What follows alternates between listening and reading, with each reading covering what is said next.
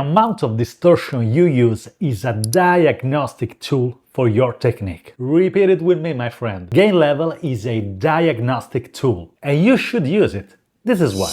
Most guitarists think distortion is just an effect, something you can turn on to sound heavy or turn off to sound clean. They are wrong. Your gain level is actually an X-ray tool for your technique. The amount of drive on the very same exercise doesn't just change your tone, it exposes three completely different mechanical flows in your hands. Let me show you how to use gain as a magnifying glass to fix and improve how do you play scales and arpeggios. So we do have this exercise. A major key. The first half is all about scales, the second half is all about arpeggios. For today's video I'm gonna use, as you see, my SG straight into the Pure Tone plugin by Hughes Kettner Nembrini audio. I made 3 presets. They are identical in the EQ and the cabinet section except for the gain level.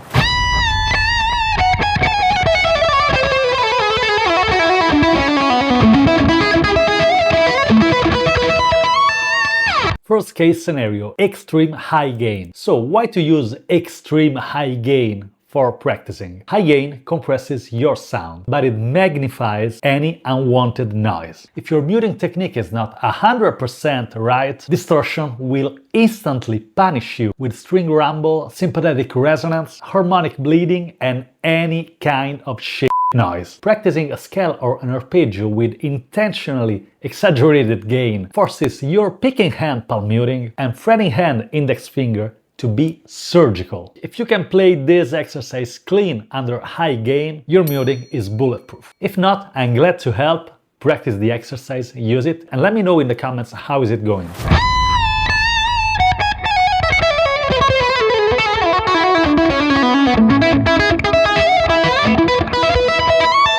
Medium gain is the ultimate test for finger placement, string transitions, and legato. Unlike high gain, crunch tone gives you zero safety nets for a weak hammer-on or uneven fretting pressure. If your finger placement on the fret is slightly off, or if your finger strength changes from note to note, a medium gain tone will just sound bad. It's very useful because it forces you to balance your finger dynamics and execute clean.